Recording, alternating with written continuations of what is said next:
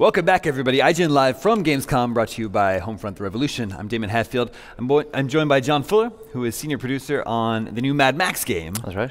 Now, I got to tell you, I don't know what I did to deserve this, but like most people, I'm a lifelong Star Wars fan. Yeah. But I'm also a lifelong Mad Max fan, and this year I get new Star Wars movie, new Mad Max movie, this Mad Max game. Yeah. Someone up there likes me, apparently. What are we seeing here today? So yeah, we've got a part of the game about halfway through, quite a difficult level. We are going to show some vehicle customization. One of the sort of main mechanics of the game is vehicle combat, obviously. But your journey as Max starts with you losing your iconic Interceptor, that car that you love so much, unfortunately, and being left for dead by one of the Wasteland's most horrible warlords, Scabrous Scrotus. He leaves you for dead, and what you need to do is find some means of survival via building a new car. So you get help from various different quarters, and throughout the game you will work to gather scrap, which is one of the sort of main economies, and then make choices about what kind of car you want to build, add weapons, add defenses. It will open up new areas of the game for you, and allow you to take on harder and harder enemy types and so on. So what we're doing here is just making a bunch of customizations to the vehicle, adding some ramming grille here. And once we're happy, you see a little trophy on the back there from some Wasteland warlord that we've taken down earlier. Once we're happy, we're going to set off. And again, one of the sort of important parts about vehicle upgrading is that it's not about just maxing out as many upgrades as you can. Every upgrade comes with some sort of impact to the vehicle, be it weight, be it acceleration or maneuverability.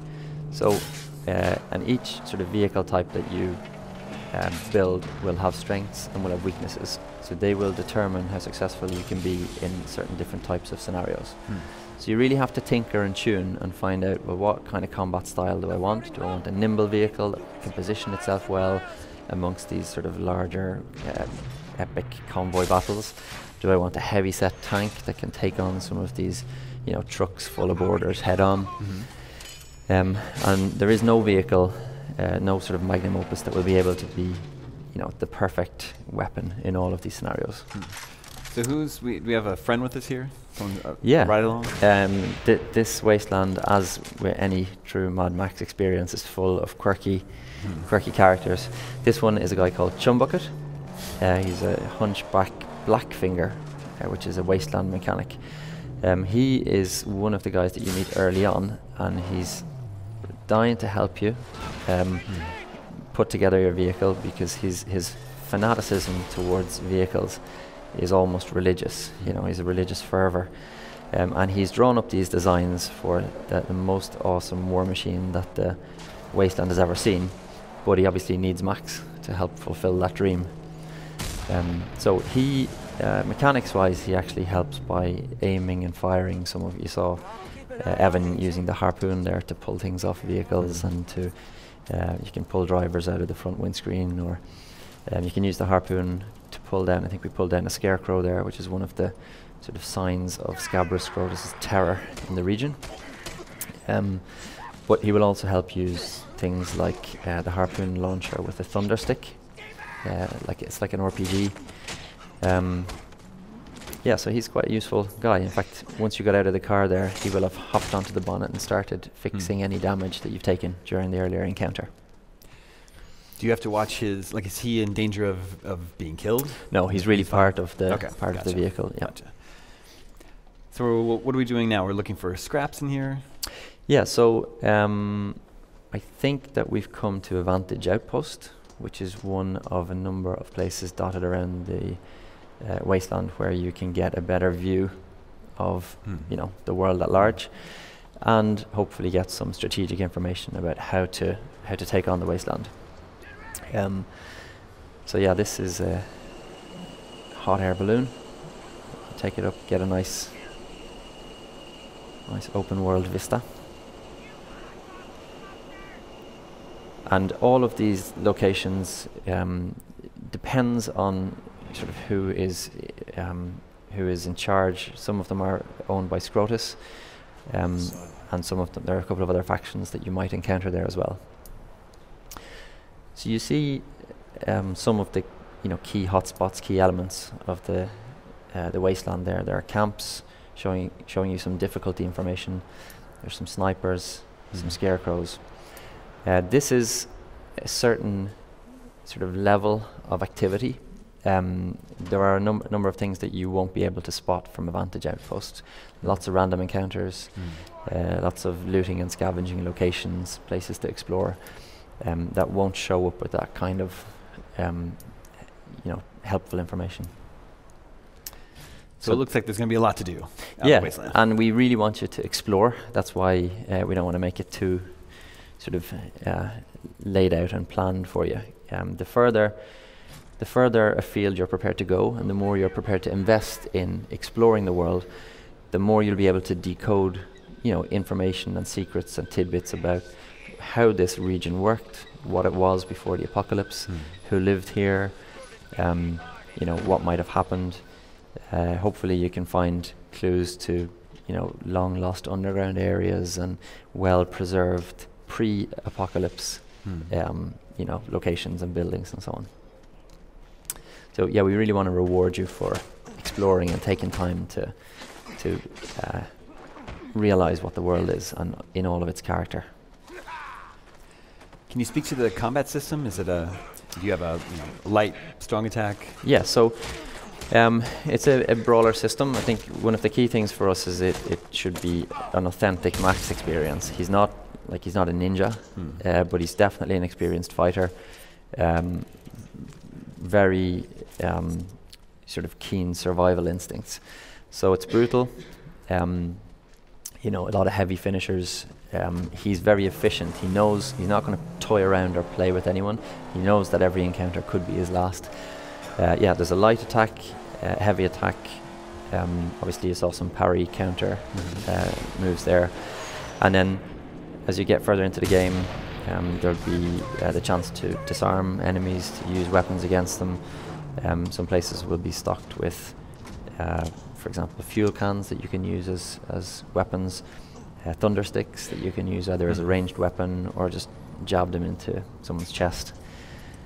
And then you also see there on Max's arm that there is a bunch of upgrades that you can choose for Max to increase his abilities in combat, extra buffs basically for offensive or defensive abilities in combat. So will most vehicles that you destroy leave behind something useful? Yeah, it kind of depends on what you've chosen to do thus far. Any vehicle in the wasteland, you have a number of things you can do with it. You can jump in and go for a joyride. You can bring it back to a stronghold and use it for its scrap value. You can even, if you manage to find a Scrotus vehicle, jump in and use it as a kind of a Trojan horse to gain entry into one of the camps. They'll kindly open the door for you and then realize when you jump out that wasn't the wisest decision. So there's over 50 sort of authentic Mad Max vehicles, and all of them you can drive. So we're just approaching a stronghold, which is one of the sort of last outposts of resistance against Scrotus's reign of terror. Your fabled fingers are nimble enough. My fingers won't fail me, Saint. But these defilers, the very same ones that destroyed my sanctum. Saint, summon into mind the horrors they brought. They will do the very same here, and they will leave no sacred tools. They'll burn what they can't carry. And they break what they cannot burn. Then let's go. Yes, Saint. So Max and Jumbo have happened upon a battle in progress here, and Scrotus is trying to remove these last vestiges of resistance from the wasteland and just complete his total stranglehold. Right now, one of his most heinous lieutenants, a guy called Stankum, who we'll meet in the cinematic in a moment, has a bunch of defenses, some catapults there. You see, a barrage of fuel barrels being pelted at the stronghold. So Max, he's not a good-hearted fellow. Sure. He's not a hero. He's actually, maybe you could call him the definitive anti-hero. But he will choose to get involved here in order to gain some sort of confidence with Pink Eye, who's the owner of this stronghold. Again, if he can build an uneasy alliance, then he can trade his services, which is, daring to go out into the more dangerous areas of the wasteland and take on Scrotus for information or upgrades or vehicle parts and so on.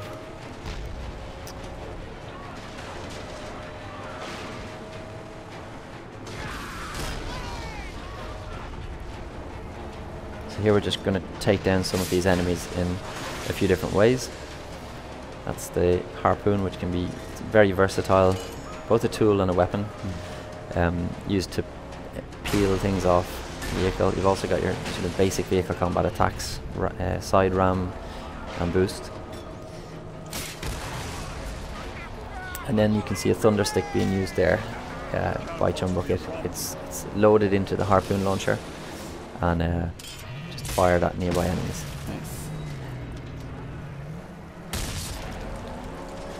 And Max has his trusty shotgun You can as also well. fire from your car. Yeah. In fact, I don't know if we can see the first-person camera while driving, but that's also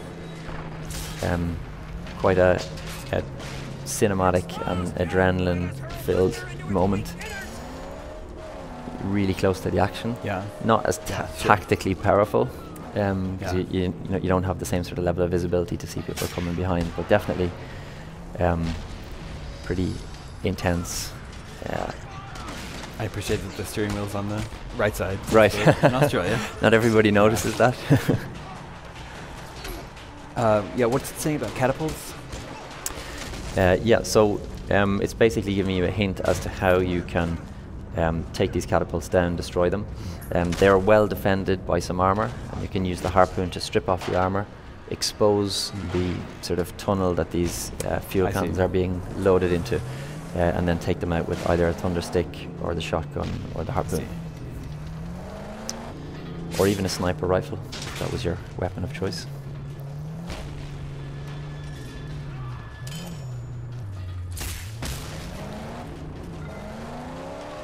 Are you aiming the harpoon? Yeah, you're aiming the harpoon. So you're in control of all of those mechanics. It's just for sort of function. Yeah. Chumbucket's helping you out.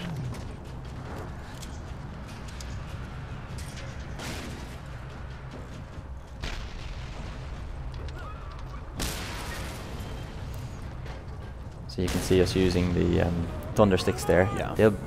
There will be sort of armories in certain areas where you can use those to take down enemies. Particularly gruesome kill is to, as I said, jab one into one of the warboys' chests and watch him explode. Oof. Nice. So this game is not based on the new movie, but it was being made at the same time the new movie was being developed. That's right. So did you have access to any of that? Were you aware of what they were doing with the film? Yeah, so I mean we cooperated quite a lot early on to ensure that we were as aligned as possible, like representing that new vision of the Mad Max universe as faithfully as possible. So I mean, and that's why you'll recognize a lot of elements.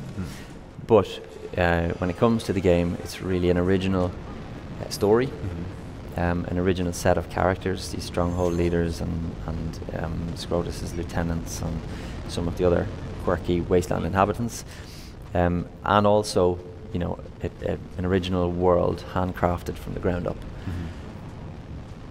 So it's for us, it's a single-player experience where you get to experience being Mad Max and what that means, his emotional journey and so on, but also you get to choose what your journey is going to be.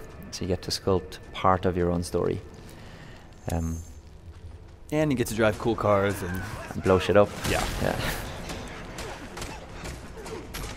Yeah, just the world seems so perfect for an open world video game like this. So you almost wonder, like, man, I can't believe it took this long to get a Mad Max game. Yeah, it's definitely something that for a studio like Avalanche, which likes sort of physics, Exactly. we like over-the-top action. It's a great title for us. Yeah, it seems like a really good fit.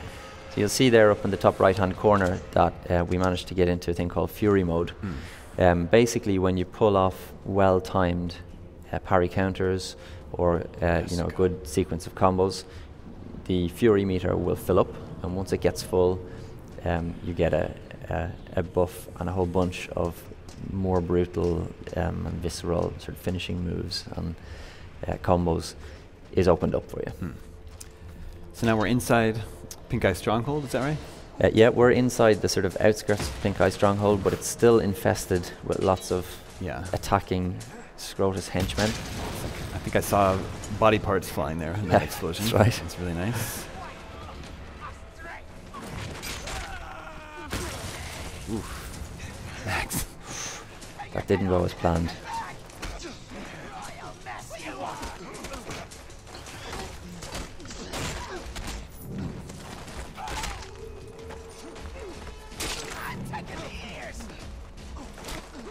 So these guys that have certain war paint on, they are very recognizable. They're actually the war boys of Scrotus's main general, a guy called Stankum. And he's a particularly heinous dude. He does basically the dirty work. He actually enjoys bringing terror to the wasteland, revels in doing Scrotus's dirty work. So we just took a little drink. Does water is water a mechanic in the game? Yeah, there's a Gotta whole stay bunch. hydrated? Yep, a whole bunch of economies. Water and food are important. Well, I call it food, but it's whatever you can find. Could be maggots, could be dog food, could be a rat or a lizard. We finish it. But those are important for your health, obviously. Finishes today. Here we have Stankum. Total eradication of all. You, everything here. Master order this? Scrotus word? Or you playing solo? So who is this? This is Pink Eye's in the wheelchair. Okay. She's the stronghold leader. Okay. Stankum is threatening her, and Max has just crept in.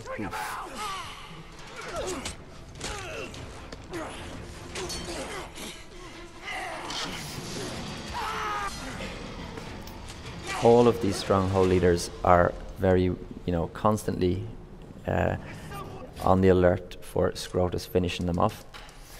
I think we're going to upgrade some skills before we upgrades take here, these guys on. Take these guys.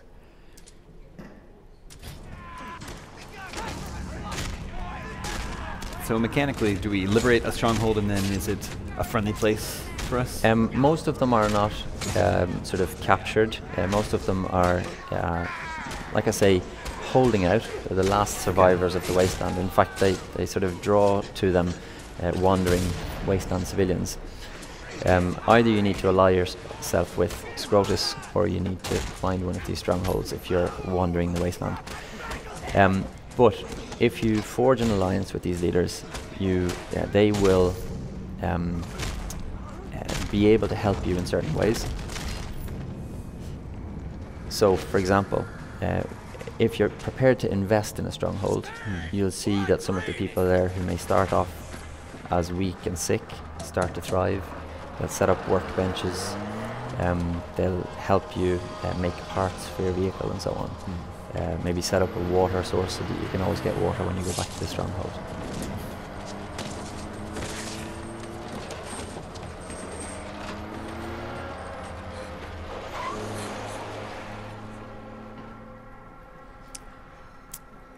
And that's Stankum scurrying away. Yeah. Tell you what, So maybe there's a rescue mission in our future now. Right between your eyes. I need your help. Let me get this straight.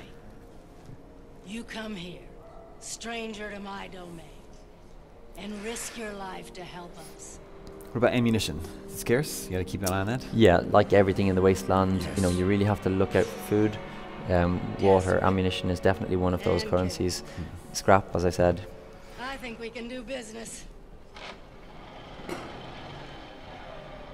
Talking about the rescue mission, there's actually a bit of a twist there, in that it turns out that Hope, who's just been dragged off, is the one who saves you Oh. a little bit later. Who knew? Yeah. Well, so that's a nice long look at Mad Max. It's out September 1st. I can't wait for it. Great. I think it looks awesome. John, thank you so much for coming by the show. My pleasure. Stay tuned. Much more to come from IGN Live here at Gamescom after this.